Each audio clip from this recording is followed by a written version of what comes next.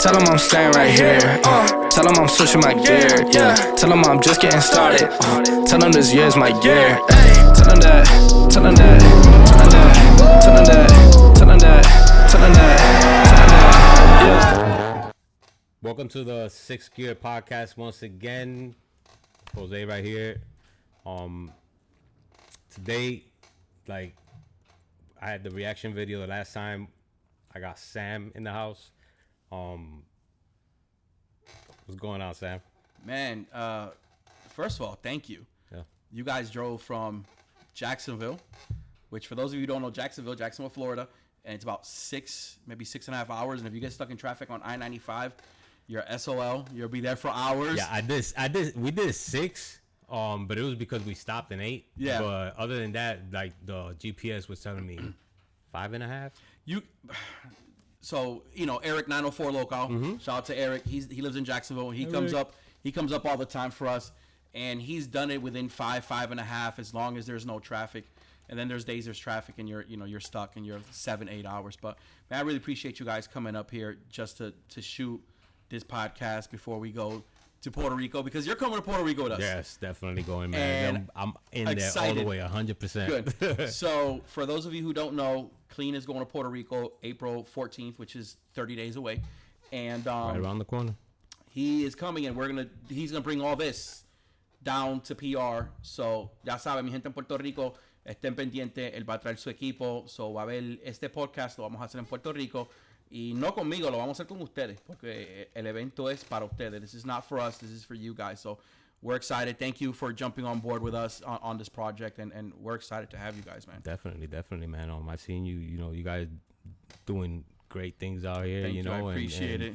And the work you guys put out is I appreciate it. We're still growing. I tell everybody that this industry is cutthroat, man. Yeah, it is. It doesn't matter what it is. If it's either a meet, a car show, or just your local stuff, it's cutthroat. Everybody's out in it for themselves. Yeah, it's sketchy, man, because you got a lot of people that want to be on the top, and on their way there, they don't care who's in the way. They chopping all aside. But I have a lot of questions, and I'm ready. I'm ready to cut. Go right into it, man. Let's go. First of all, I want to get a little bit background about you. You know what I'm saying? Where are you from? Where do you come from? So originally, I'm from Connecticut, so up north. I lived there most of my life, and I transitioned between Connecticut and Puerto Rico. I lived in Florida, like I was telling you earlier. I lived in Florida for a couple of years. And I finally migrated and made my way here to the Carolinas. So for those of you who don't know me, I live in South Carolina. I live in Myrtle Beach. I live at the beach. I don't go to the beach here, just FYI, so don't ask, because I'm going to tell you I don't go.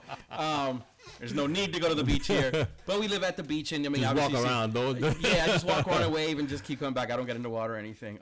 But I've been here at the beach now. I think this is going on 12, 13 years. Damn. So I've been here for a minute.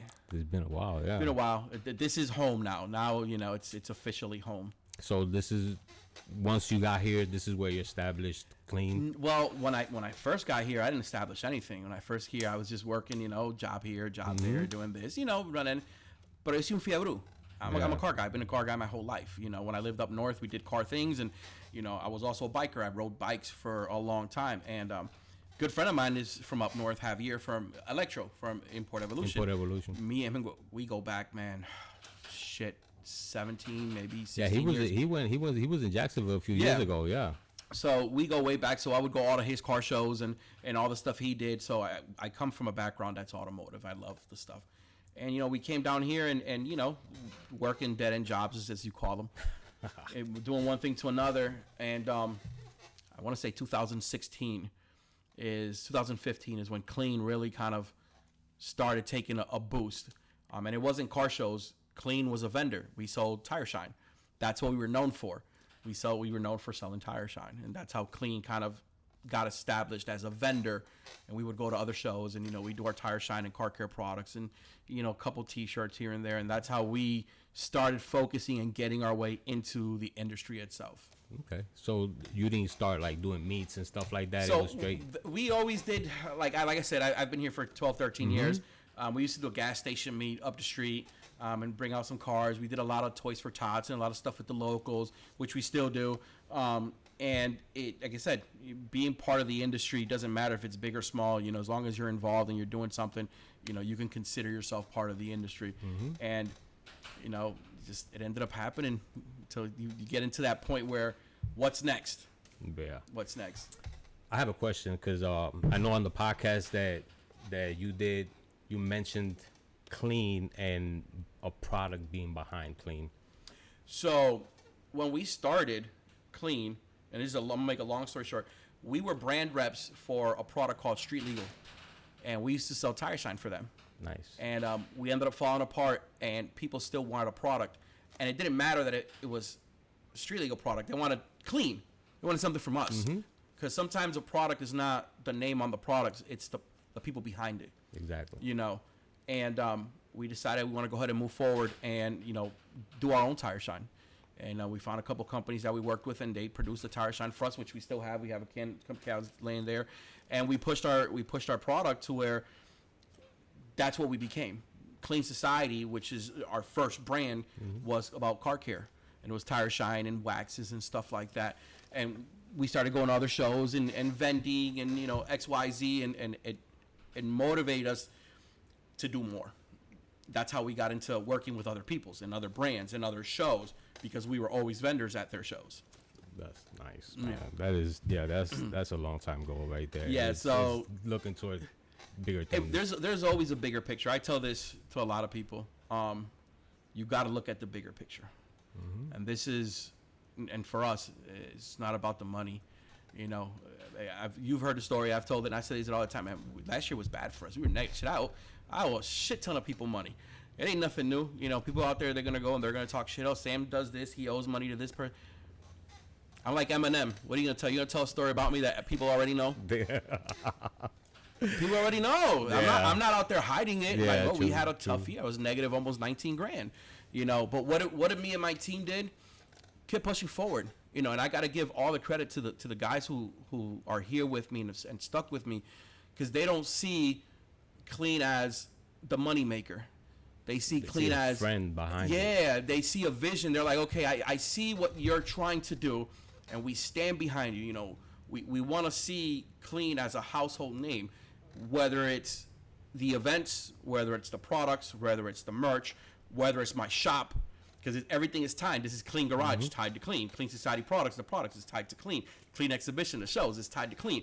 It's the name that we're trying to push. Doesn't matter what market, what genre, or what type of vehicle or whatever it is. It's the name itself that we're trying to push beyond. So, you know, and it's tough. Yeah, this is tough. Not easy. No.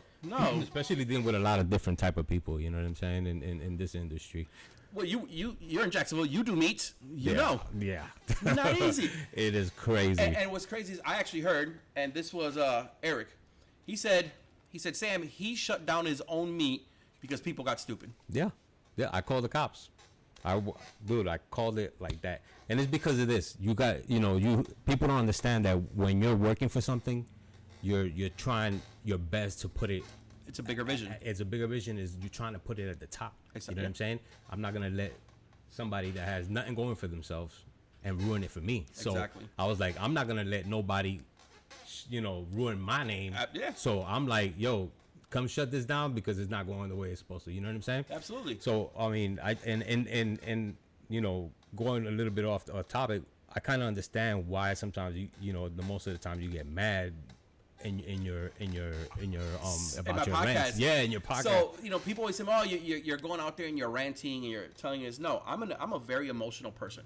So it's funny. I hide emotion, but I also show emotion.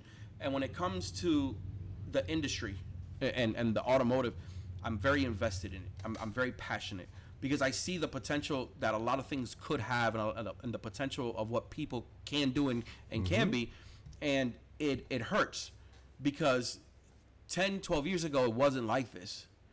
Now it's gotten to the point where, there's the takeovers. Takeovers ruin it for people like us who want to do legit shows because, and this happened to me recently. I called a venue and I asked them, hey, I'm interested in renting out your facility, yada, yada, XYZ. And they're like, hey, we would love to. You have great references, but we don't know if you're going to draw a crowd that's going to have takeovers in our streets. So I'm not saying that my show is bad and I was going to bring a bad crowd, but they were afraid that there would be people that would come and ruin their city. That happened to the truck meet in Daytona not too long ago. Wow. Then people started doing crazy shit, and now they're saying they're not welcome back to the city. I mean, they're shutting that down. Lone Star Throwdown is another show that just happened in Texas. I think like a week or 2 weeks ago. Same thing. You know, it's a show that's been going on for years. Very reputable show. Huge vendors, sponsors, you name it, they're there. The heavy hitters, and you had a couple bad apples come show up and ruin the whole thing. Ruin it. So I saw them. They got on social media to express. That wasn't a rant.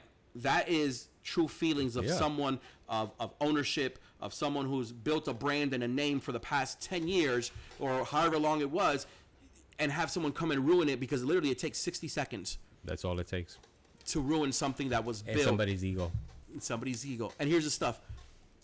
It's the passion and the heart that you have behind it for what you do. Mm-hmm. Because like we were saying before, man, sometimes you make no money. You break even if you're lucky. Because people don't factor in your personal time that you have invested. Because as you were setting up here, I'm making emails and phone calls, calling people in Puerto Rico, making sure there's stuff. That's my time. I can be home with my family. I can be, watching Netflix or whatever the case may be. Mm-hmm. There's times I'm working 2 or 3 o'clock in the morning. I wake up and I'm like, oh shit, I forgot to send an email. Time is money. It is. And people don't account that for what you do. Because at the end of the day, you have to pay yourself something, and you have to make something out of it, and not necessarily it works like that. With all these shows that you put together, right? How difficult is it? And I know you just mentioned a few of them, but when it comes to location, vendors, all that stuff, how Sam handles that. So one of the first things, which is funny, I don't know if you saw, I just posted my first show of the season for 2025. So I'm already working 2025 to get a leg up. So people, and I don't say people, so other event companies and brands don't book the same day or the same week. So there's no conflict of interest, which is very hard to do. Yeah. Very grateful. I don't know if you know who David Medina is. He does Honda Fest. He just did Honda Fest down in Puerto Rico literally this past week. Oh, I see the post. Great guy. He goes out of his way every year, and he creates a master list. Basically, almost every show on the East Coast, from Boston, New Hampshire, all the way to Florida, like hundreds of shows. And he goes there and he'll message the guys, he'll message the promoters and say, hey, what's your show list? And he creates this list. And what we do is we try to go off that list, so that way I'm not booking against, Import Evolution or Tune Revolution or Slammed Enough, when we try to respect as much as we can somebody's date or location or week. But it's tough. So that's step number 1 is your date. Number 2, location.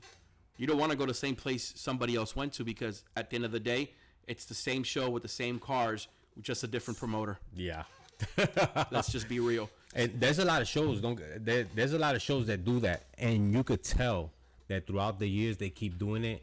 Less and less quality cars keep going, less and less, because they keep seeing the same thing. It's repetitive, And it's tough. Somebody who built a car last year is not going to spend another $20,000-$30,000 building a car this year, because they already invested their money. So that car that I saw last year, I'm going to see him at my show. I'm going to see him at Slammed Enough. I'm going to see him at Tuner Evo. I'm going to see him at Import Evolution. I'm going to see the same car. And it'll be like that for 5 years, to the point where now the enthusiast is like, it's the same thing. It's the same thing. And then you got the newcomers coming up with their half-made builds. Yeah. But that is not bad, but they're not at the standards as the other guys, the other one that got 30,000, 20,000 in their car. And, wheels and suspension don't make a car, and people they hate it, but it's the truth. I've got guys. And stickers don't make the car. Yeah, stickers don't make it. I've got guys who've got fully built cars, and I've got guys who, it also comes down to money and budget. Not everybody can go drop $30,000 on a car, $20,000. Mm-hmm. Not everybody can afford 3-piece wheels and be like, yo, I spent $4,000 or $5,000. I got my wheels. There's hand-me-downs, man. I traded those for another set of wheels because. But they look good though. You know what I'm saying? Yeah, and they look even better in person. I see them in the video, and I'm like, damn. But now I was like, holy shit. And it's tough, because if I had the money to buy 3-piece wheels, I probably would, and I probably wouldn't, because every time I do have, I see something else that will motivate me more. I want to see my business grow. So whatever we do make comes back to here, because at the end of the day, I have to pay the shop. So like we did an audio build the other day. Yeah, we made some money. Where'd it go? To pay the fucking rent. Yeah, that's what's What was left over after it's to pay the rent, to pay the lights, to pay the, you know what I'm saying? Yeah, Like money comes in one hand, goes out the other. Goes on the other. You know, the cost of everything has gotten up. So even for us booking this year and last year and for next year, we've cut down from 6 shows to like 4, because everything's gone up 20%. So a venue that I was paying, you know, hypothetically 12 to 15,000, now you're paying 19 to 20, sometimes even 25. Yeah, this inflation has gotten everybody fucked up. You know, it's affected everything. Everybody. Yeah. I mean, I bought a pack of eggs the other day. I paid $5 for a pack of fucking. You know, it's tough. It's literally the saying that they say in Puerto Rico, los huevos se pusieron a peseta. See, yeah, you know, if I could have chickens in my backyard, I'd probably have chickens right now, because they're going to lay some. See, I can't have that. My HOA won't allow me. Oh, they don't know about it. Yeah, see, because if not, I'd have huevo. I'd have gallinas, you know, poniendo a huevo, because, you know, I'm a breakfast person. I like my scrambled eggs, my fried eggs, you know, I put eggs on my rice in Spanish, so you know how that goes. Oh, yeah. So, but again, you know, you got to go out there and spend the money, and unfortunately, it's gotten, and it's going to get even more expensive and even more worse. So for somebody like me, I have to limit what financially I know I'm going to make, or I'm not going to make what's going to be my gain. So, you know, a least expensive venue, less travel, because of course then you have a house. You got to get a staff house for all my guys. You know, I got to pay them. And luckily this last year was terrible. We didn't pay a lot of my guys, and they were happy. Some of them were like, yo, Sam, I don't give a shit about that, man. My guys who are with me now, man, they give 2 flying fucks. That's what's up. You know what I'm saying? Because they they're ride in or here. Die, that's why. Yeah, they ride or die, man. That shit. They're all out. Yeah. You know, when it was good, to them, man. When it was good, we all ate good. We stayed in fancy houses. We ate good. Everything. When it was bad, it's bad. We came bad for everybody. We did one show and it was bad, and we ended up leaving the show and coming here to the shop, and we ordered pizza, and everybody literally, we were all sitting right here eating like a family. Just the other day we got together and we were here. We did a birthday party. They all came and sang happy birthday, because at the end of the day, clean has always been about family. And the guys who are with me now, some of them have been like my guy JP, he's my daughter's godfather, so he's been with me from day one. Family forever. You know what I'm saying? And now we have a couple new people who have shown like yo, Sam, we fuck with you, like we see what you're doing, and we're happy to be on board with you, because we see what you're trying to do and where you're trying to go. And for us, again, you know, as much as I want to say, man, I want to make $1 million, I don't see it happening. I'm happy if I make $5. Yeah. You know what I'm saying? I mean, I've seen people, you know, do car shows and all that stuff, and I've heard a lot of people say, "Oh, I want to live off of this." It's like, dude, you can't live off of that. No, you would have to put it on a show like weekly. You got to put on a show every single month of the year, and you got to do 20 shows, because one show has to float. One show. Here's the thing. There are shows that you will do that are bangers, and you're gonna make money, and then there's shows you're gonna do you're gonna go bankrupt doing it. Mm-hmm. Not every show you're gonna do is gonna be a good show, and then you know you get stuck like me, and you do a show that my last year Greenville show, which is usually my biggest show, was my worst show of the year. From 300 cars that would normally come, only 100 showed up. From 1,000 to 2,000 people that came through the door, only 370 came through the door. Why do you think that happened, though? You think the inflation and all that inflation, you know, other events that same time, lack of support, sabotage, whatever you want to call it, you know, a mix of things. You know, that cost me that show. When I said we came home, and I'm like, God, what the fuck? That was the one where the fire marshal was fucking with you, right? That made it even worse. Damn. That made it worse. The fire marshal se metió, and we had to turn away a shit ton of car. It was a tough, probably the worst show I've ever done. And maybe not. I worked before I was Clean Exhibition. I worked for Tune Revolution. I worked for TE for 4 or 5 years. I was one of their main guys. So a lot of the stuff that I learned to run a show, I got it from them. So when I left, we didn't leave on good terms. You know, now it's to the point where, like, to be honest, I can't remember half the shit that even happened. You know, I will always be grateful of what I learned from them. And I learned the good and I learned the bad to where I'm to the point now where I'm like, all right, I gotta make sure that I don't make this mistake. You know, like the other, I just seen something about them, you know, because they owed somebody money, and it got really bad, and they made a video on them. And I understand both parties, man. I understand the frustration on the video. On his name is Doyster. He did a video for them, and he hadn't got paid. I understand that frustration. I understand Tuner Evils because even though it looks behind closed doors like they're making mad money, they're probably not. No. And I'm a perfect example. Like I owe 2 of my media guys right now. I haven't paid them, you know, because I haven't had the money. If I had the money, they would have been paid. But I got to float. I got a mortgage. And you know, and that's crazy because a lot of people, they see these big shows like that, and that's the constant. That's what they bring. That's what they get that in their mind. So these motherfuckers making. They're banking. They banking. They yeah, man. You got to pay the convention center. You got to pay the fire marshal. You got to get if you work at the city. You got to get a city permit. You got to pay security in some places. EMT. You know, extra little things here and there. I was telling you about the one in Virginia. You know, I didn't know we had to pay the city at $1 per ticket that we sold. How was that show? The show was good. There was the backlash after that. That you know, it's $9,000 that I got to pay on the city. Damn. You know, so I've been very humble, and I'm open about everything. You know, people, you know, they want to go out, they want to call me. I don't give a shit, bro. I'm like I told you, I'm like Eminem. What are you gonna say about me that people don't already know? Yeah. You know, I gotta feed my kids and I gotta feed my family. If I have to sell, which I did, not too long ago, I was in a tight rut, bro. I sold all my guns just so I can feed my family. Gotta do what you gotta do. My girl, my oldest, she goes to private school, and they just sent me a bill, and we were a month behind. And I'm like, yo, I gotta make some moves. Shit, pawn shop, whatever's gotta go, it's gotta go because she got to go to school. You know, they just repoed one of my vans because I couldn't afford to pay it. They're about to take the other one. You know what I'm saying? Like people don't see the sacrifice sometimes that comes behind it. I'm not a big name. People say, damn, Sam, tú estás trepado, tú estás elevado, you got a big show going on. This, bro, like this is blood, sweat, and tears for me. Like I put everything, I invest everything into it, and sometimes for nothing in return. You know what I'm saying? Just the satisfaction of meeting somebody like you. So for me has more value than the $1,000 that I would make at a show. That's because, a show was good, but the people that I meet and the memories that I form from that, the friendship, bro, have more value. Lifetime. The day that I pass, I wanna be buried and be like, yo, Sam was that dude who looked out. Sam was that dude who was always there. Sam was that dude that no matter what, he kept fucking pushing for him, for his family, for his brand. That's what clean is for us. Everything else at the end of the day doesn't matter. You know why? Because one day, maybe not today, maybe not tomorrow, but one day some shit's gonna pop off, and guess what? It'll gonna pay off. That's number one. Pero si pasa como pasó before COVID, and they shut everything down. Yeah, everybody who lives off the car shows better go get a 9 to 5. See, I have a brick and mortar shop. I'm essential because we do all kinds of shit here. So this will continue to move on. Yeah, that's the good part about it. Yeah. We have other ways of helping bring in for us to survive.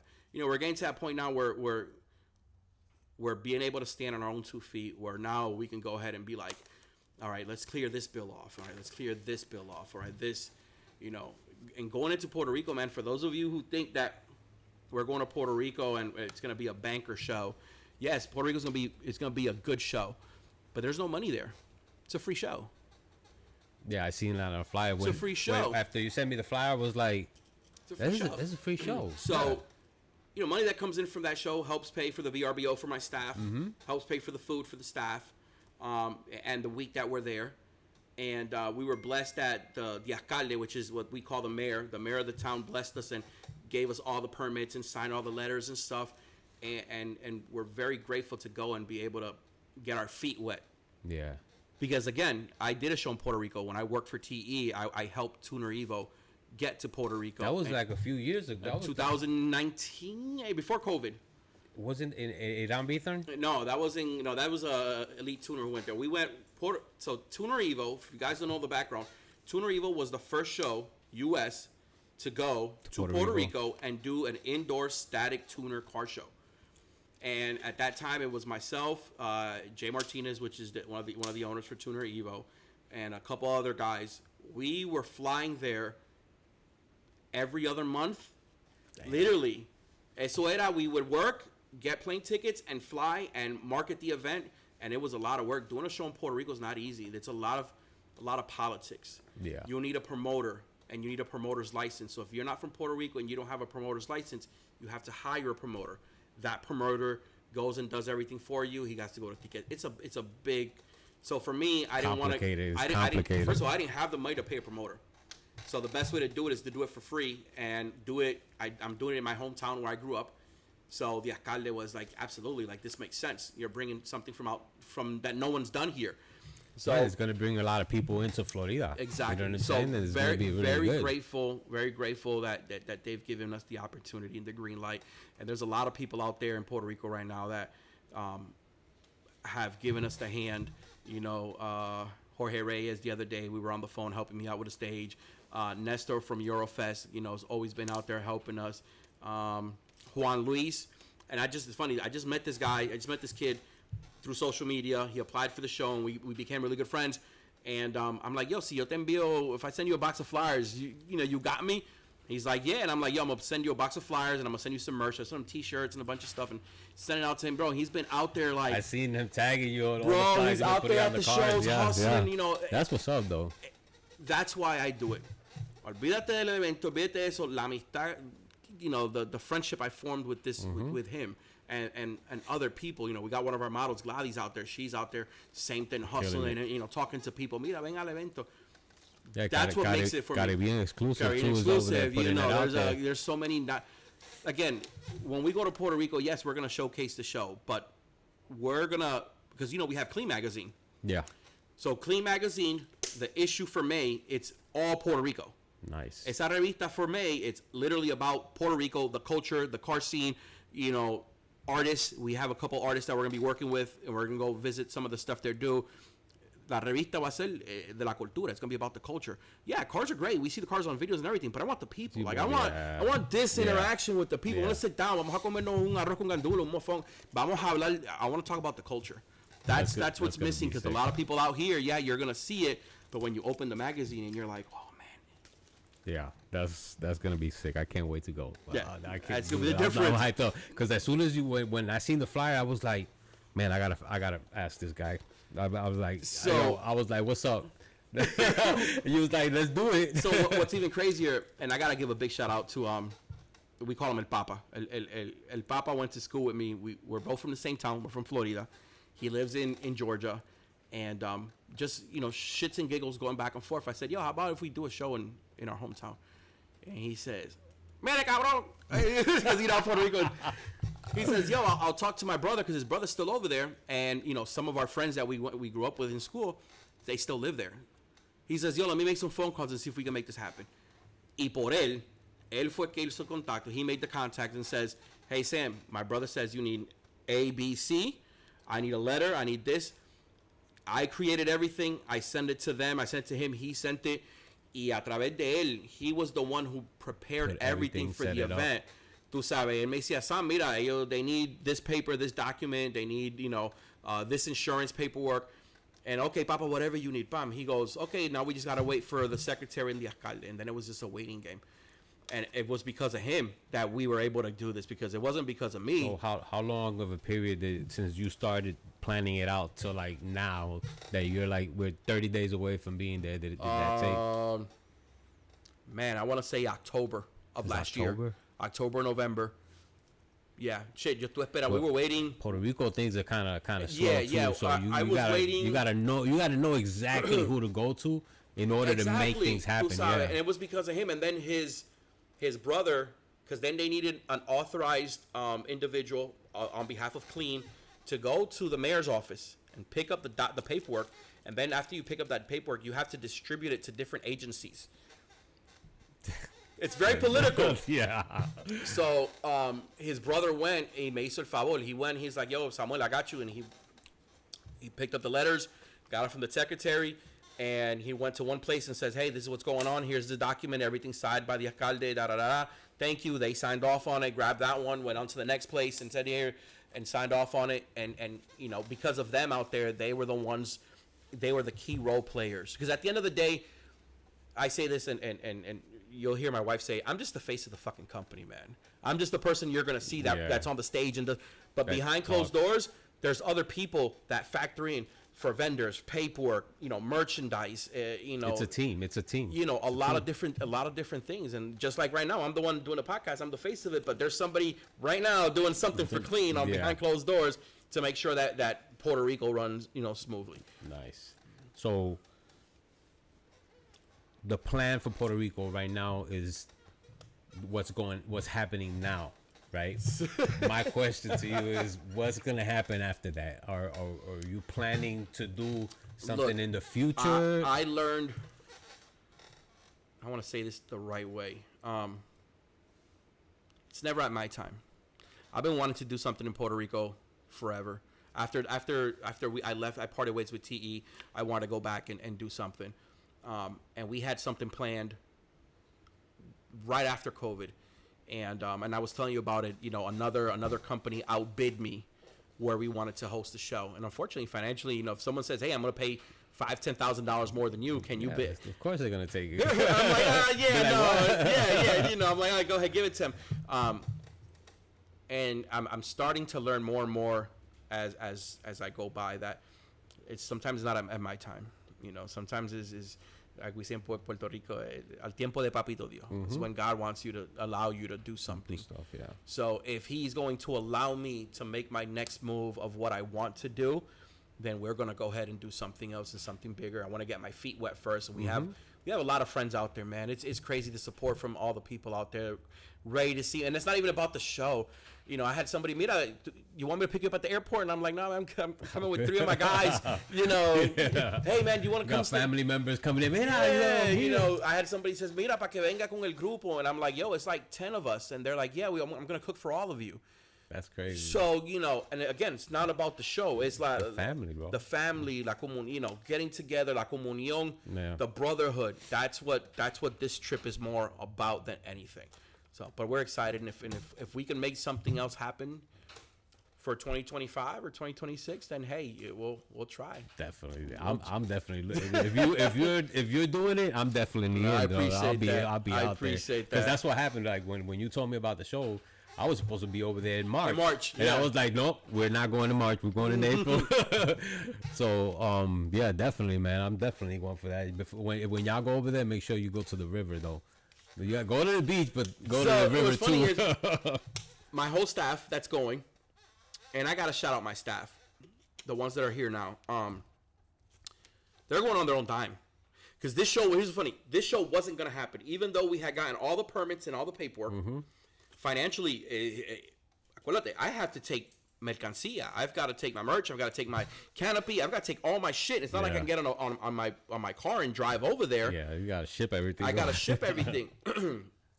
And we were all talking. They're like, fuck it, I'll just book my flight and I'll go. And I was like, yeah, man, if it's cheap, I'll do it. So we finished. Cheap. The plane tickets are cheap. Also, it's funny. We finished. finished the conversation, and literally they got on Expedia or whatever, and they found all the tickets leaving Southwest through Orlando, because we're not leaving through Myrtle. We're leaving through. I gotta drive to Orlando.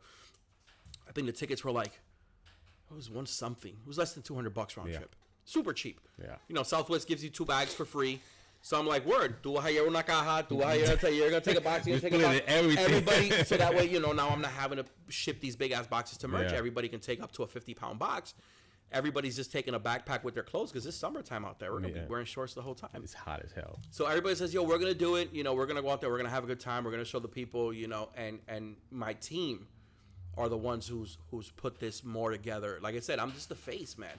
And I need to do it more where I'm bringing my team on stage and talking about them individually, because they are the ones who make this run, man. At the end of the day, like I go there and I'm like, hey, I need this done, and they do everything, man, from the setup of the canopies, the taking this bitch, taking this, El muerto. Yeah. Whenever we got to set up our LED screens, man, it's gotten to the point where my main model, Baby Ray, her husband has learned the ins and out of this. So when I'm not available, he goes on. He jumps in and he knows how to wire everything. He knows how to take it apart. blah, blah, blah. He did that on his own. I never asked him to do that. That's the love he has for us. Eric will go in there and he'll take care of it. And he's like, yo, I got it. I switched out the panels, blah, blah, blah. He'll let me know, hey, we got to order 2 more.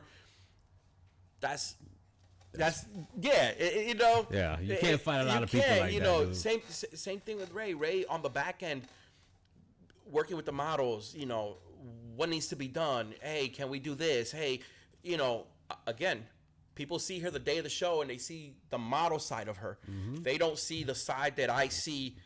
Bro, She's hustling, working, helping here. when I mean helping she's there. family, she comes on family trips. We went to Disney together. She came down here. We went and we drove to Disney, and she spent the weekend with us at Disney. She is family. Like she's invested in clean. She sees the bigger picture. She knows what we have because we talk about it all the time. And she's like, yo, it's not gonna be today. It's not gonna be tomorrow. But someone's gonna pick up on it, and they're gonna be like, yo, we gotta invest in it, or we want to fuck with these people because we see where they're going. That's what's up, man. Yeah, That's man. what's up. Other than all the shows that you've done and you've been to, which was the most memorable one for you?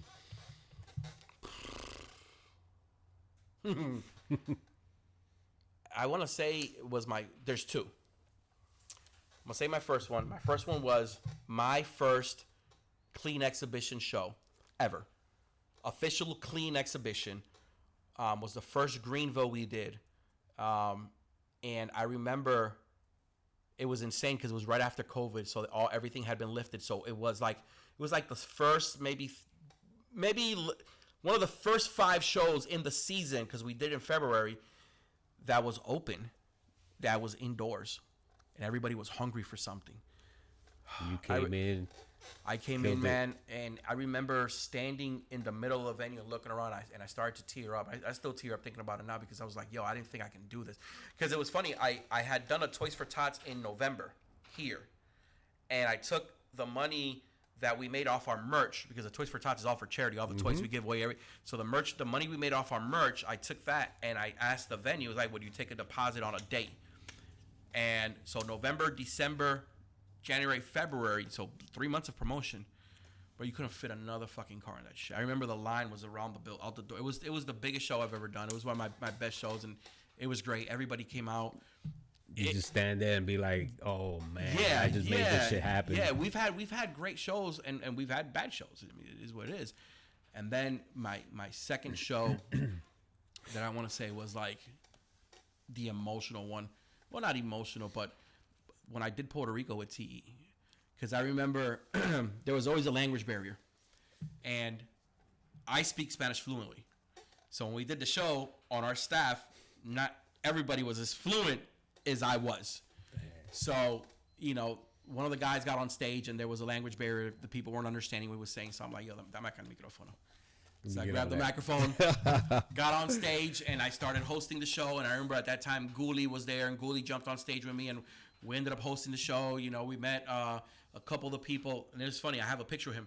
When Jay Wheeler first started, before who he was now, Jay Wheeler was at Tuner Evo singing, and nobody knew who Jay Wheeler was. Nobody was barely paying attention to him. No, because the headliner for the show was Ñengo Flow.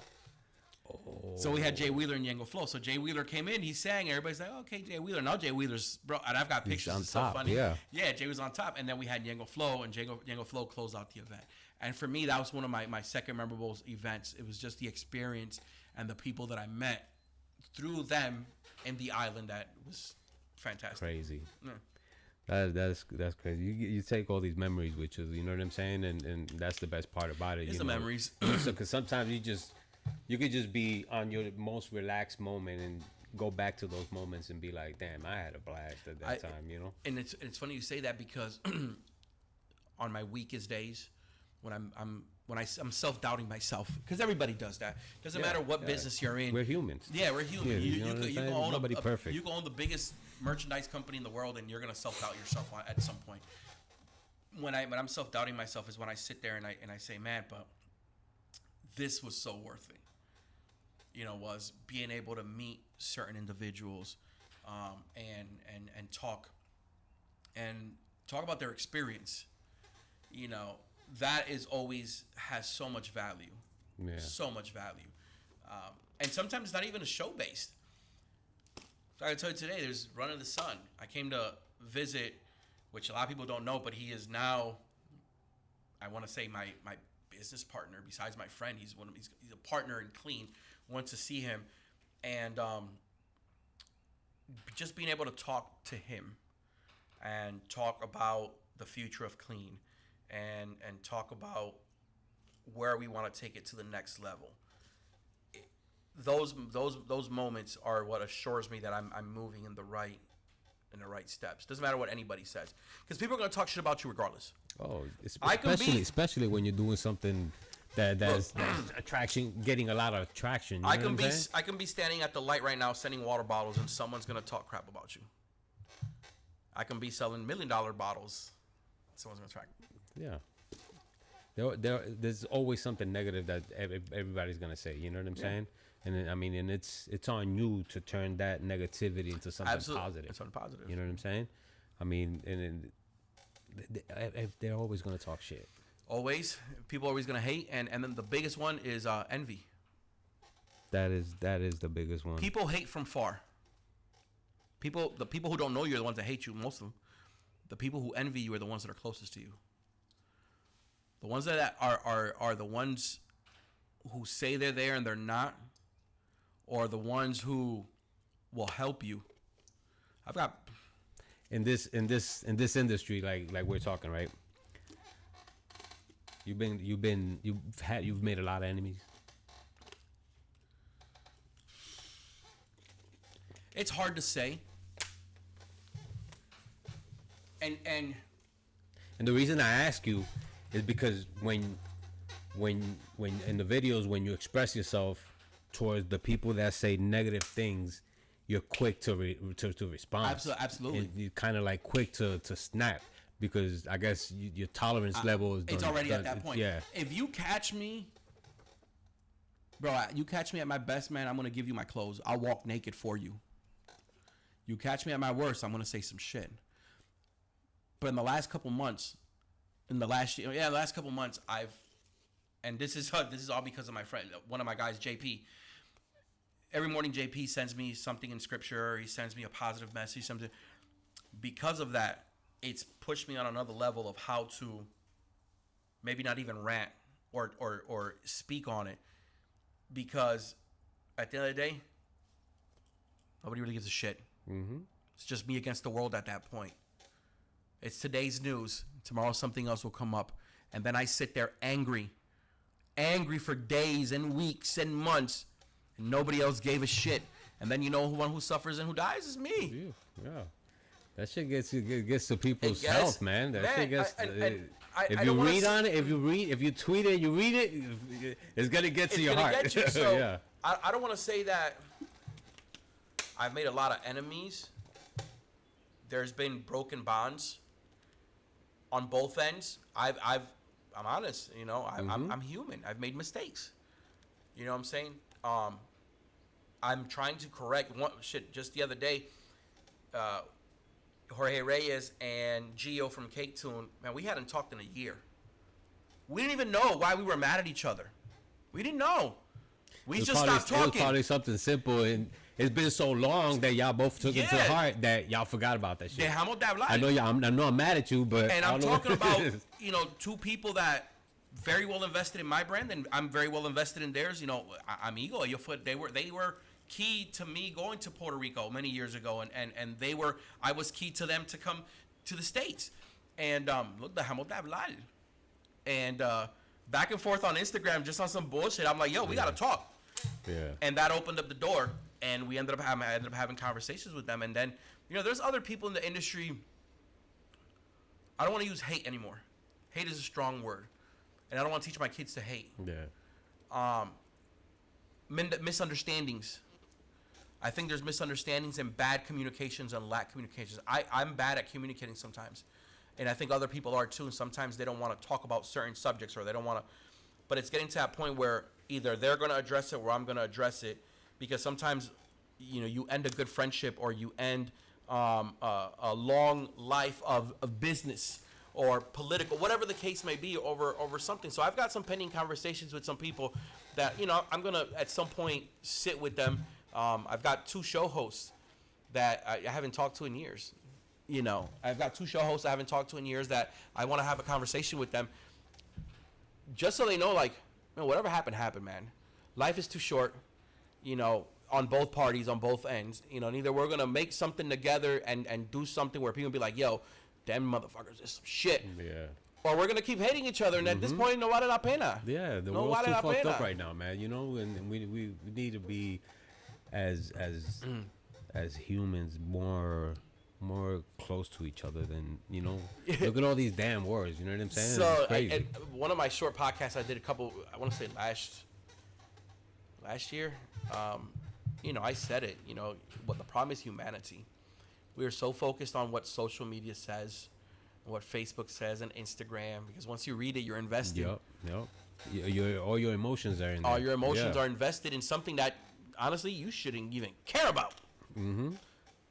That's why I said tweet it, don't read it. You know what I'm saying? Yeah. Because you're gonna post something, and something that to you is something that you value, but there's always gonna be somebody saying some negative shit. Absolutely. And if, like you said, you take it to the heart, you're gonna be mad for weeks. You're gonna be mad for weeks. That's not good for you. Man, I've had people this year.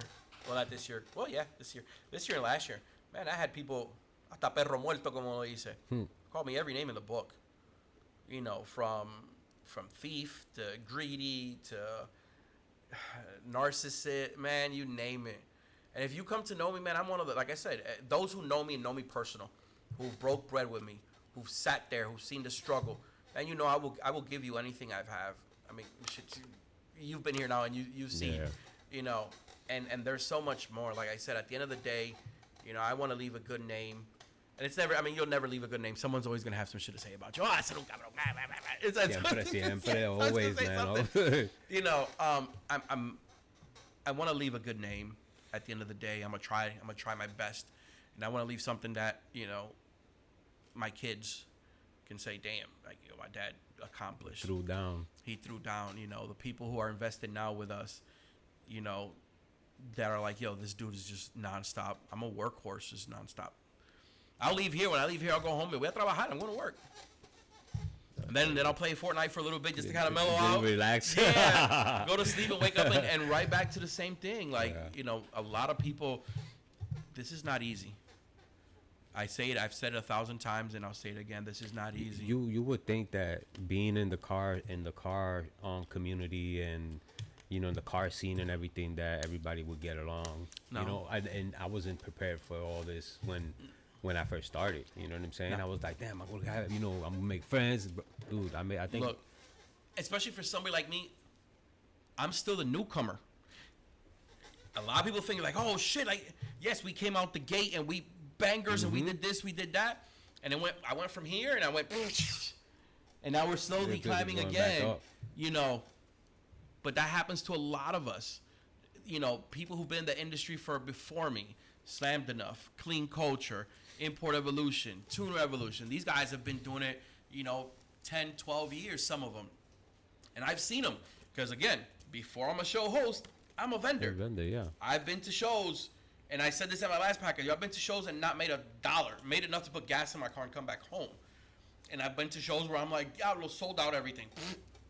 That was another thing I wanted to talk to you about, the vendors. I know a lot of people that they're so-called vendors. Yeah. Right? So when they approach you, how do you handle them? What do you mean? In terms of when they want they want to be in your show. Yeah. A lot of people are gonna hate me on this one. So I take any vendor, because at the end of the day, like, they want to represent their brand and they want opportunity. They want a chance. Someone took a chance in me when I started clean. I started with a Walmart canopy and a table and some shit, and that's it. The basic. And someone gave me an opportunity, and it turned into where I'm at now. So 9 times out of 10, I'm going to give that vendor the opportunity to come to the show. And, man, I've taken hits. I've given vendors free spots just because it's their first time and they've never been a vendor and they're trying to start out. Just because I don't want to charge them 200, 300, 400, whatever the case may be. And they go there and they sell 2 T-shirts and they made $50. See, That's tough. A lot of people don't, but a lot of people don't understand that when you're a vendor, what you're doing is you're marketing your brand. You know what I'm saying? You're not gonna go over there and sell half your product. I mean, don't get me wrong. There's a lot of people that do. Oh, I know a couple. But it's because they've been out there, grinding. Absolutely. Elbows and knees, and they're out there doing it. And I use him as an example all the time, and it's Denlin from Car Drugs. Denlin doesn't need to go to car shows. He can do a drop from his house, and he'll probably make just as much money, or if not more, at his home with his drop than at a car show. Denlin is invested in the community. He is an enthusiast. He loves people. He loves to be around people. So he goes and he does these other shows because he brings new merchandise and whatever. He gets to see the people, and he makes good money. And then there's vendors that, you go to shows and, they're sitting in the canopy and they got their arms crossed and they got a long face, or, they're out there drinking and partying, and they're not. Branding and marketing is everything. If I come to your booth and you're sitting there and you're not doing anything, and I say, you've heard this, I said it all the time. Yeah. And you don't acknowledge me, I'm going to fucking walk away. So you lost the sale. Mm-hmm. If you come to the booth and we're like, yo, ¿cómo tú estabas? Yo, mira, oh, shit, here, try it on. You got to throw that hustle in there. Yeah, yeah, I know you like it. You want it. That's it. Yeah. Same thing we do with our tire shine. Yo, you gotta take it. It's funny. We went to a I got the tire shine, but here I got the sponge so you could wipe it. You know what I'm saying? You gotta do the whole package. I want to say we brought 10 to 15 cases. I'm not sure, but I think it was like 10 or 15 cases. And it was me and Original Kings, our car club out of Georgia. It was some of their guys, and we're like, yo, we're gonna sell all this tire shine out. Original Kings. Yeah, Chewy and Rafa and all them. Isn't Leo in there? Leo. Yeah. So we're like, we're gonna hustle the shit out this, and we're gonna sell this tire shine. We're gonna sell out, bro. Cada uno cogieron una lata, and everybody who walked by our aisle, yo, you gotta buy this tire shine. It's the best fucking shit. Yo, our booth was lit. Yo, we sold them all out. Damn. But why? Because the interaction. And the people were walking by gets everybody interested. Get everybody interested. Yeah. So we try to do that a lot. Where if we have a big enough staff with us, we try to make sure, like, yo, you gotta come in, because and then people like to vibe. People like, yo, this people fucking, they're hanging out, they want to vibe, so they just stuck around. Yeah. You see, everybody else gets curious and they start attracting. Yeah. And but again, we've been to shows and enough to we went to a show last year, and it was a show, and it was more of, they were raising funds and donations, and the money we made at the show, we literally donated it back to the show so they can use it for their donations. Nice. We literally stayed what we came with, which was good for gas and McDonald's when we left the show. Gotta eat. And then and we gave the rest of the money. Those are sacrifices sometimes people don't see as well. Like, oh yeah, they went to a show and they must have money. Bro, merch is expensive. Yeah. Hoodies, T-shirts, the cost of print, the cost of, we've been very blessed that we've worked with a lot of companies, and we've now established relationships with a lot of distributors where I can get stuff at a better price on wholesale. But at the end of the day, shit's still expensive. That's crazy. It just gotta move forward, and for us, it's keep grinding. And for me, like I said, sometimes I self-doubt myself. Sometimes I'm there and I'm like, oh man, what's next? Yeah. Sam, what's next? That's when you sit down and meditate and be like, okay, I got to top off what I did the last time. How are we going to do that? We were big on on the entertainment part. We did the dad bod contest, the bikini contest. Dude, I see y'all did wrestling. So it's funny. Wrestling. You had the food competition. We're always gonna do the food competition. We just switch up if we're either gonna do pizza or something else. But everybody loves the food competition. Dad bod, I'm gonna stop because we started with dad bod, and I want to retire the dad bod, so we stopped. Bikini contest. It was a love-hate because a lot of people like it, and then there's a lot of people like, oh, they got women up there, they're shaking their ass. So we stopped that. You just want to look at my ass. Yeah. So this year, we don't know yet what we're doing. We'll figure something out. Nice. We'll see when the time comes. It'll be a surprise, though. So in terms of cars and stuff like that, what's been the most exotic car you've owned?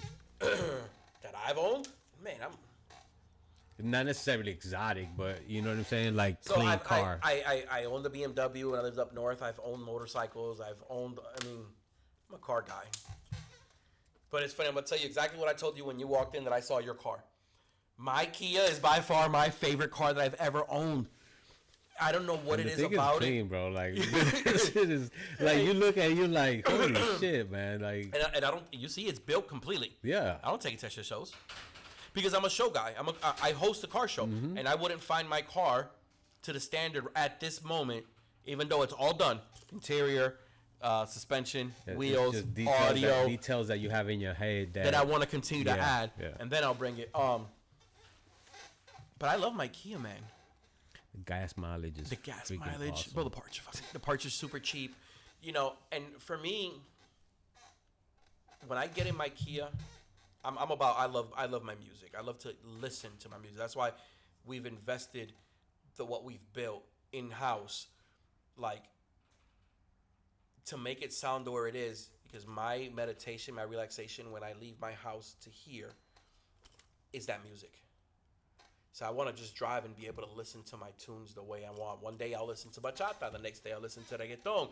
I have gospel and Christian music in there. I have rock music in there. It's depending on the mood that I'm in. It's what I'm going to listen to in my car, and that's what makes me happy. Do I want another car? Absolutely. I've been saying I want a Porsche for I don't know how many years. Am I gonna have it? Probably not. You know, my dream car is a RX-7. You never know. You never know. You know, dream car for me is either a Suzuki Samurai or an RX-7. I want a rotary. That's been my dream car since I was a little kid. Maybe one day, you know. Right now, I've got a lot of shit I got to take care of before I can even look to that. You know what I'm saying? Yeah. You know, and it's tough. But sacrifice and, you know, blood, sweat, and tears, and sudor, como uno dice, hopefully it'll get me to that position where I can be like, okay, everything is done. Everybody's happy. Mm-hmm. Let me go and maybe get what I want. And I probably won't. Because I'll see something else in investment and be like, let me throw it in there. yeah, absolutely. So what advice would you give somebody that's getting in the car community, starting to do what you're doing now, or starting in the meets and all that stuff? What's a good advice? If you're doing a car meet, let's start with the car meets first. If you're doing a car meet, get permission. Get permission wherever you're going. If it's, you know, the Taco Bell parking lot, if it's the Walmart parking lot, whatever the case may be, get permission. Because if you get permission, the cop shows up, you're not going to be turned away. You're going to tell you pack your shit up and go. Have security or have somebody in charge of when shit goes wrong. They're going to be like, yo, I'm about to fuck some. You know what I'm saying? Mm-hmm. You know, like you did. You called the cops on your own show because you didn't want somebody to fuck your name up. Yep. You know, overall responsibility.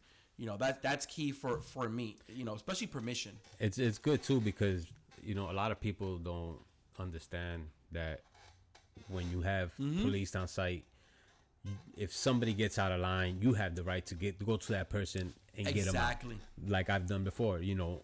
In order to you establish the respect that you need to get when you're building the community, those are the type of things you need to do. Absolutely, you know, and I always say this, and I think a lot of people lose, like, hey, you know, we're just going to go here and do this, but if something bad happens, let's say you do an event, you do a meet, and viene un lucio, somebody stupid comes along, does a burnout, and crashes and hits somebody, hits another car, hits property. The first thing they look at, well, why are you guys here? Oh, that person did the meet. And if I'm there and they're like, well, he runs events, they're going to look at me. Yep. I don't want none of that shit tied to me. You know what I'm saying? So if you're going to host something like that, get permission. Make sure you have the right paperwork or authority, whatever the case may be. Shows, investment. Make sure you got the capital. And make sure you're ready to lose. Make sure that you are mentally ready that if it doesn't go your way, you're not going to shoot yourself. So when you look at that bill, you're going to be like, holy shit. Again, read the fine print. Read the contracts. Make sure you know what you're signing. Again, I did it. I explained to you. We signed a contract and it bit me in the ass because now I owe a shit ton of money that they want to take me to court for. You know, there's a lot of stuff that I don't talk about, but, you know, now we're going to talk about it. You know, like we did a show, and I didn't read the fine print. And they, after the contract came, and there was 2 different contracts, and, you know, there was like, well, now you owe us $9,000 from $3,000. Damn, That's a hurt. Yeah. Now I got to go to court. At the end of the day, guess what? I'm most likely going to have to pay that fucking $9,000. Yeah. You see what I'm saying? Those they're not gonna lose. They're gonna get their money they're gonna regardless. hire a good, powerful attorney. Yeah, of course. I don't have money for this attorney. Yeah, so I'm gonna end up losing most likely. Yeah. You know, read the fine print. Make sure you know what you're getting yourself into. You know, there's a lot of venues that you need a fire marshal, and you got to pay the fire marshal. You got to pay the city the fire marshal. You need EMT. You got to pay the EMT. You got to pay off-duty police officers. Most likely they want 3 or 4, and there's $50 an hour. You know, then you have to have a floor plan, and sometimes I'm not going to mention which convention center it is, but there was one that we worked with where they wanted the floor plan on a CAD design, so we had to pay someone $150 for them to turn my work in, to draw it up, to submit it to them, so their city fire marshal could approve it. That's extra money that sometimes, because a floor plan, we can do that. We go, here it is what we're doing. You know, some accept it, some don't. So those are things that people don't know on the back end. If you do a show and you're doing it in town, in a city, you got to work with the city. You got to work with the city fire marshal. You got to work with zoning and planning. You got to work with the police department. That's all for the indoor. No, it's a mix. All around. Some shows are really lenient. This last show we did in Greenville, which was Greenville, North Carolina, I went in there with the mentality of what I just experienced with my last one with the fire marshal. Damn. That's how I went in there. I wanted to make sure that when he came in, everything was done. Yeah. And I see him walking in, and all my guys and everybody's like, yo, the fire marshal. So he walks in, and I said, hey, I'm Sam, Clean Expedition. Pleasure to meet you. I can't remember his name, but he was a great guy. He says, hey, Sam, pleasure to meet you. I said, where do you want to start off? And his exact words were this. He goes, I know within 30 seconds of walking into an establishment if I'm going to have to shut it down. Bro, my heart dropped. Damn. Dropped. And I'm like, he says, no. I just want to let you know, by far, the best organization. And I'm like, okay. I said, let's so you take. just pick me up and drop me. Yeah. Again. So I said, okay, let's take a walk, and I'll show you exactly what we did. He goes, I already see it. I have the layout. He goes, the layout you submitted is literally to the T on what's on the floor, but I'll still walk with you. So we walk. I said, hey, this is an aisle, 10-foot walkway. This is an aisle, 10-foot walkway. You know, doors are not restricted. You know, fire extinguishers are not restricted. Here at the gate, whatever. I said there was one little corner that was worried. It was because there was a vehicle that was just so big. He was intruding into the walkway maybe by like 1.5 feet. And there was nothing I could do. And I went over and I said, explain to me, hey, this car, he goes, straight. Everything else here, I'm not worried about that. Kept walking around, and he goes, well, I see you're still loading in because we were still maybe 3/4 in, and we still have vehicles coming in. He says, I'm not coming back, but I'm going to send my team back in about an hour to make sure everything is. I said, hey, do you guys want some wristbands for you guys can come after the show and hang out? He goes, absolutely. So I got wristbands. I gave them to their staff and everything. So about 11:30, almost 12, it wasn't even one. It was like 4 of them. It was one of the sergeants and 3 other guys had came in. And they walked in, and at that point, I already had kicked everybody out the building, so I can walk with them peacefully with nobody there. So if there was an issue, I can address it easily without having the crowd of people. Man, they walked in. They were like, oh, Mr. Rivera, man, everything is exactly how we expected it to be. Everything is fine, no issues. They walked around, took pictures of the cars, walked, and never came back. Done. That's what's up. So it's good when it comes out like that. It's good when it comes out. like No hassle. Exactly. Just come, do what you got to do. Yeah, and they were great. The convention center is fantastic. They were beyond more than what we expected, to the point where I used them as a referral for another venue. And she called me. She says, hey, Sam, Mr. Rivera, just let you know that such and such called me. And we gave him a wonderful referral. And I hung up with her. And the other convention center called me. He's like, hey, Sam, I just spoke to such and such over here at, and we want to say that all they did was praise you guys. Exactly what you said you were going to do, you did. You came in at this time. You left at this time. You left everything clean. There was no damage. Your guys were respectful. Da-da-da. We're sending you the contract. And literally within 30 minutes, they sent me the contract for next year for one of my events. And boom, we were done. Yeah. So that sometimes, yes, it does work out. But you have to make sure everything is checked. Especially when it comes, the fire marshal's the one guy who will come in and say, yo, no. Yeah, he's the one that's Doesn't care. at the end of the minute. You could be have the house full, get everybody out. Get everybody out. Again, he did it. The one that did it at my other Greenville, he no quería. He made my guys disconnect battery. There was cars. It was almost to where he did it on purpose because he didn't like the show and he didn't like that there was tuners there and he didn't like that he had to be there. He made it very hard and uncomfortable, and that made my show be even worse because what happens is that's even crazy because like on top of that he gave you fines. See, where yours was funny. Nobody, and you know it. A lot of people don't know it. I ate those fines. Damn.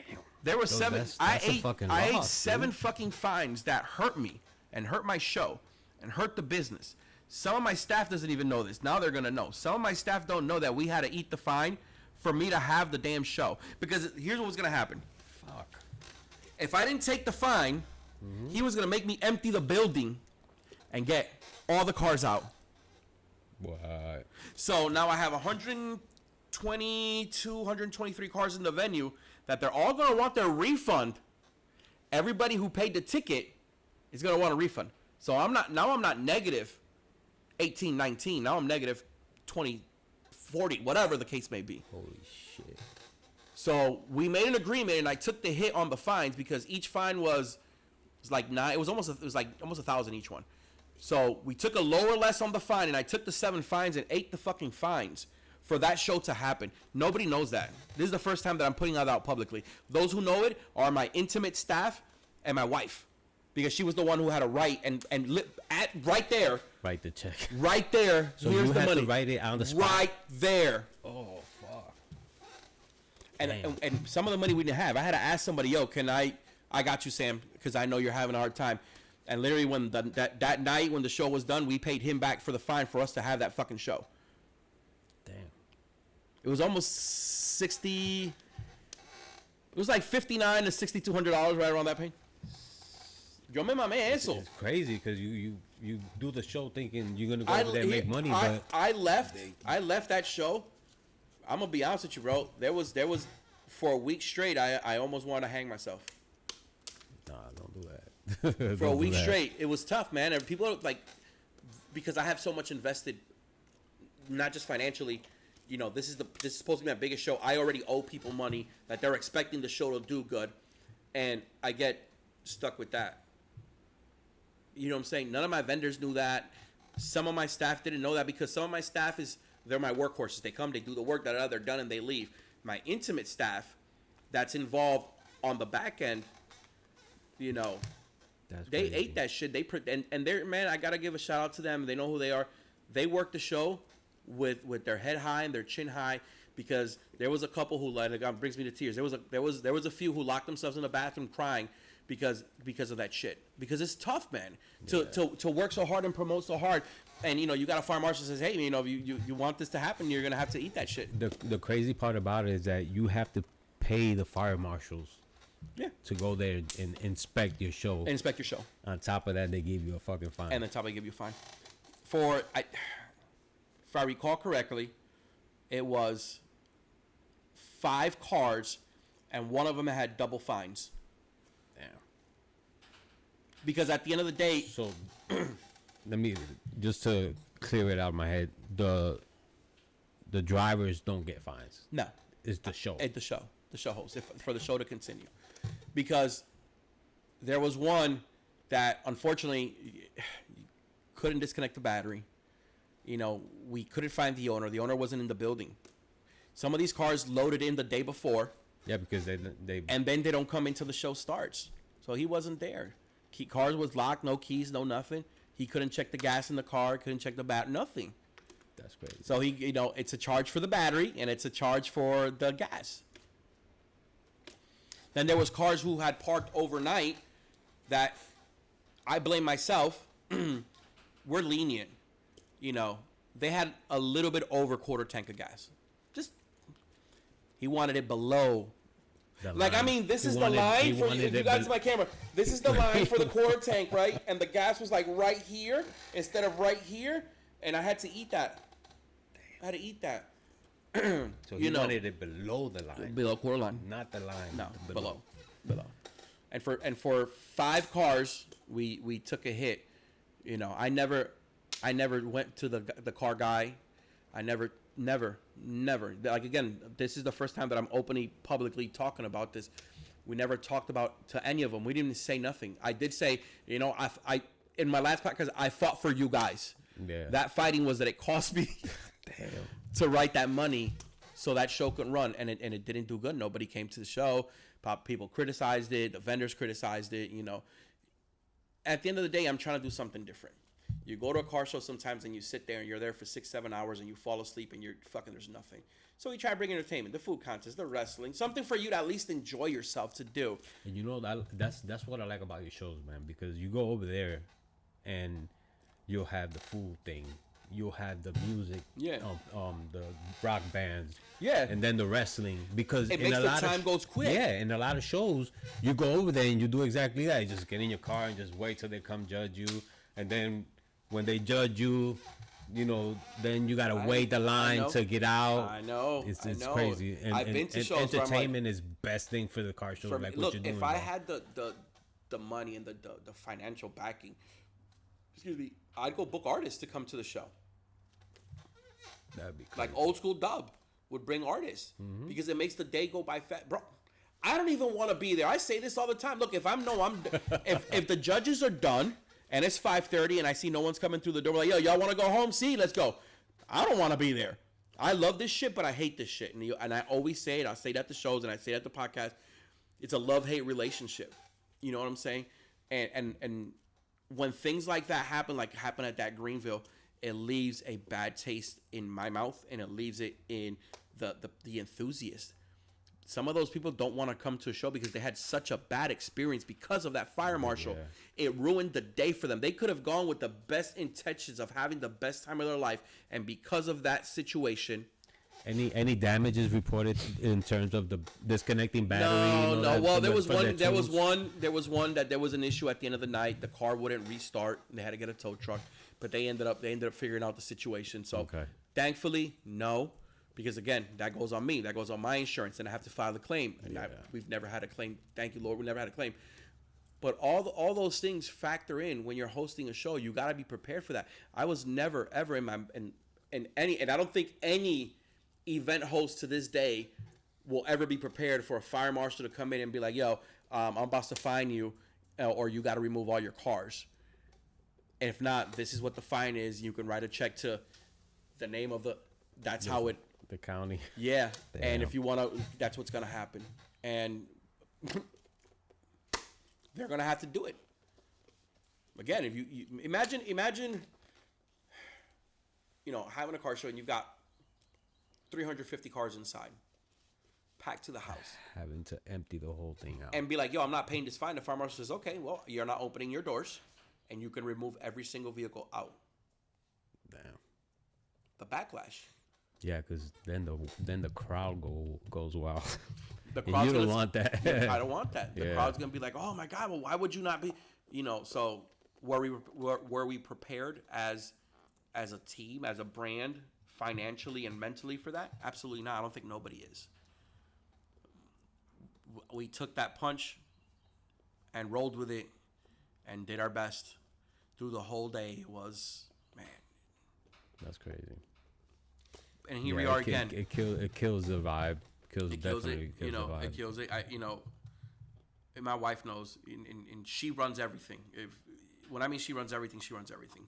I'm just the face. She's a soldier. Yeah, she runs everything, and she knew she saw me struggle, you know, and it's tough because I love this and she loves it, and we met a lot of people, great people, and something like that happens and it doubts you.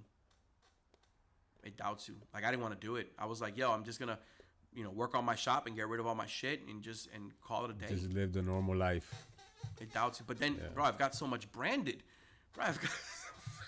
You can't drop it now. You can't drop it now, bro. You're But way you too see the back of this, bro. There's a whole wall. I gotta build another wall just to hide the shit that's back there. Yeah. There's so much shit, you know. So roll with the punches, you know. I again, shout out to everybody who's been here and have been patient and understanding and knows the stuff behind closed doors that has worked. and helped me get to where I'm at, because this is not a one-man show, man. It'll never be a one-man show. It's a team. It's a team. It's a team. Man, well, I really want to thank you for the opportunity of letting me come out here and do this. No, with you, man. I've been wanting to do another podcast, and I got to shout out to my guy Ethan. Ethan, we haven't been able to sit down and do a podcast. He's so busy running. He's like we were talking about before. He's doing the drift shows. He's doing all. Man, he's everywhere, and I owe him money, and he's one of those guys, man. He's just so humble, so understanding, and he's growing. And I wanted him to come to Puerto Rico. What's funny, he was coming to Puerto Rico with us.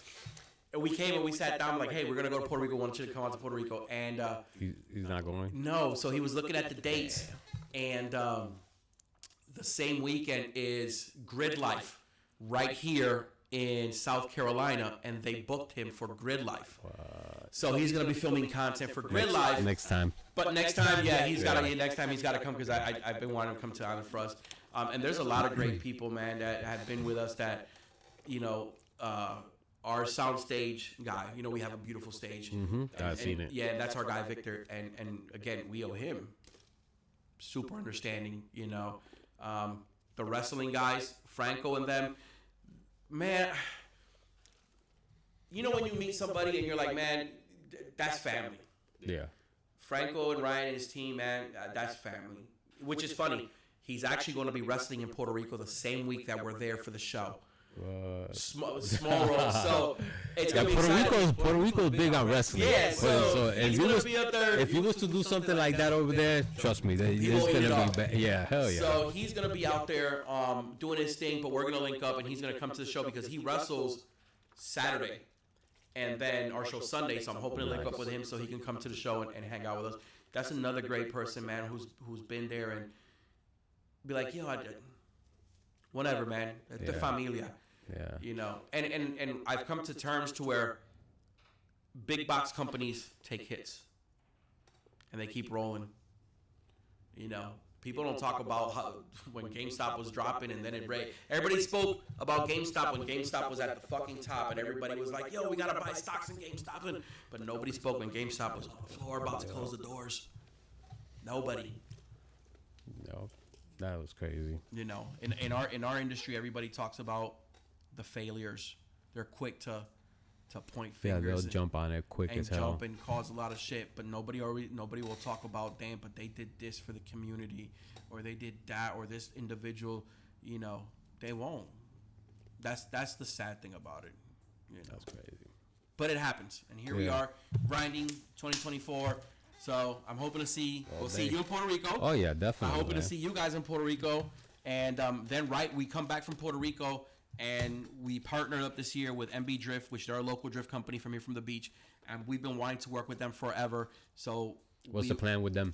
We're gonna do a drift/meet at one of the venues here. So we're gonna be drifting, car meet, chuchero, loud music, boceteo. Yeah, keep me up to date with that, because I want to be on that one. So we're gonna be doing that, and it's gonna be fun. So I appreciate you coming all the way from Jacksonville, coming up here to hang with us and just shoot the shit and talk. No, real I appreciate shit. it, man, because it's like I was telling my daughter. I was like, hey, man, I need to go up there and kick it with him a little bit. Have a better understanding. Yeah. Yeah. What we need to do is, because when I was gonna start doing the podcast, I did two episodes, but I didn't release them. I did one, but I didn't release it. Then I did the second one, which was the reaction one. The reaction one. But here's the kick on that one. I did it like before you did Myrtle. Okay. So whenever you posted out the video that said with the fuckery shit, I did it exactly like a couple of days after that. So when I did that, I hit you up on Instagram and I sent you a message and I was like, yo, I'm gonna do a reaction. And then I was like, after I sent it, I retracted it. I was like, no. And I think you seen it, but you didn't say nothing. So I was like, no, I'm gonna hold up on it because I want to sit and actually look at it and see what I can edit. You know what I'm saying? Yeah. Because I had a lot of mistakes because of the program, whatever. So my boy that he was doing it with me, he was like, man, when you gonna release it? When you gonna release it? And I'm like, I gotta sit and look at it, but No, I've been look. looking at it almost every day, right? Bro, So when you released that and I saw it, I'm like, yo, this is the, like, I was, first of all, it's humbling. I'm humbled that you took the time to do that. Not a lot of people are going to do that, to actually look behind and see what happens behind closed doors. Because again, on same thing like I was just explaining on events, there's so much shit that happens behind closed doors and nobody knows unless you're your intimate staff and you know what, man. Yeah. So for you to sit there and take the time and be like, yo, Sam blew his top. Like, yeah, I was pissed. I was fucking mad. And you could tell too. And I told him, I was like, I'm gonna do the reaction video and I'm gonna release it, whatever. But then I was like, damn, should I do it? Should I not? You know what I'm saying? Good. So when I did release it, was this after I released the first one, and I was like, all right. So when you reacted on it, I was like, "Oh shit!" I wasn't sure how you was gonna take it. That's why I had sent you the message. But then when I seen your reaction, I was like, "Man, that's perfect." Yeah, bro. yeah. I want people. This is sometimes things need to be said, good or bad. Unfortunately, No, definitely, man. And you used your platform to do that, you know. And the thing about it is, Sam, that the people don't like it. If you don't like it, that's don't come. like You know I what was I'm saying before. you're gonna talk shit about it. Why are you here? Yeah, You know what I'm it's like saying? I was saying before. Like, you know, I saw that video from Doyster Media, you know, and he commented, "I get it, man. I feel for him. I do, because I'm in his shoes and I'm not in his shoes. I'm in his shoes because people owe me money, and I'm in the other person's shoes because I owe money. Yeah. It's tough, It's a circle. man. It's a circle. You know what I'm saying? It's a circle, and for me, it's like, bro, if I had it right now, like, you know, I'm not living lavish, bro. Shit, I was a Christmas for us and shit. I was on ramen noodles and you know At one point, we all been there. yeah, you we know all what I'm been there. saying? You know, and my guys know, my close team knows, like, you know, when there's needed, I'm there. They know it's there, and they got it. And they know when it's not there, you know, they pitch in and they come as collectively. Man, I've got, like I said, for PR, they're all like, yo, we're going. We already bought our tickets. We're there. And I'm like, espérate, pero si yo, I haven't even got mine. I haven't even got mine. Bro, I had four of my guys. I had four of my guys for a week. Hey, ¿qué vas a hacer con la taquilla? Hey, are you, what? I want to know. I'm like, why? I'm like, yo, because I'm buying my ticket. I'm waiting on you to tell me what day I need to be there for me to buy my ticket. And I sat with the wife, and like I was saying, we had points with Southwest that we were fortunate enough to use, where we were able to buy my tickets with our points. And then I called them. I was like, mira, this is the day I'm getting there, and I need you there by Friday. By the end of the night, they all call me. It's like, oh, we got our tickets. We'll see you there. Pick us up at the airport. Yeah. So my team is the one. Literally, Puerto Rico is happening because of my team. That is going on because they are making that sacrifice of, we're going to work with the merch. We're going to carry the merch. We're going to do this. We're figuring this out. You know, I have people on the island. Mira, yo me encargué de esto. Don't worry about it. Tú llega. You get here. The rest I got. Because of them. Because for me, if financially I was set, I would have done this. You already know. Yeah. It's a risk. They're like, yo, we're going to take this risk and we're going to take it with you, and we're going to do this. Going out there to make it happen. And we're going to make it happen. So shout out to them, man, because that's going to happen because Puerto of my Rico's team. coming. Puerto Rico's coming. Yes, so sir. We'll see you guys in Puerto Rico. Definitely. But once again, man, I really appreciate the thank you, opportunity, man. And you know, it was worth the drive. You know what I'm saying? No, you thank you. get a lot of the scenery and all that stuff on the way here. Yeah, all that stuff, man. You know, and it's, you know, I really appreciate it. Oh, thank you, man. I appreciate it, man. I'm looking forward to seeing this. I got some shit I'm gonna edit tonight. There you go.